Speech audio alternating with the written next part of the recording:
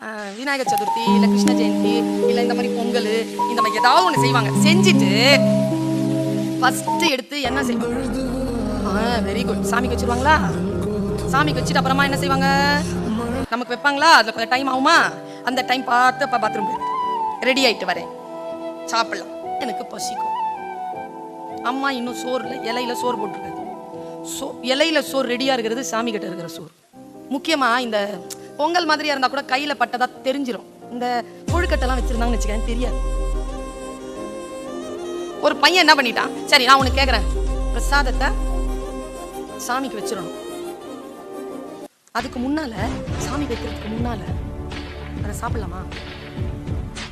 ஏன்? சாமிக்கு நீ சாப்பிட்ட என்ன ஆகும்?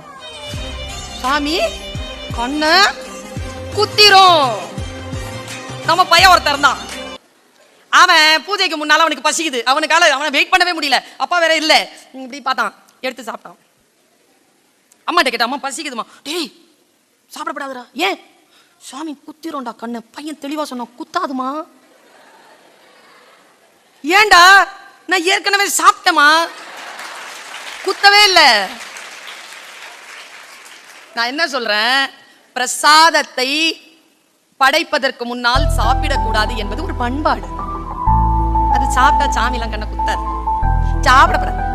ஏன்னா இறைவனுக்கு நாம் கொடுக்கக்கூடிய அந்த மன இரக்கம் இருக்கு இல்லையா, அந்த மன தாழ்ச்சி இருக்கு இல்லையா, அது உன்னை வேறு நிலையில் உயர்த்தி கொண்டே போகக்கூடிய ஒரு தன்மையை தரும் என்பதற்காக தான் அப்படி வச்சிருக்காங்க. முதல்ல பிரசாதம்னு என்னன்னு குழந்தைகளுக்கு சொல்லி கொடுத்துட்டீங்கன்னா அதுங்க அதை கேட்குமா? என்னன்னு பேசி கொடுத்துருங்க, சாமி கண்ணை குத்திரும், அவன் குத்தாதான் சொல்லுவான். சாமிலாம் கோச்சிக்காத பிள்ளைகளா, நாம் நம் நிலையிலிருந்து தாழ்ந்து போவோம்.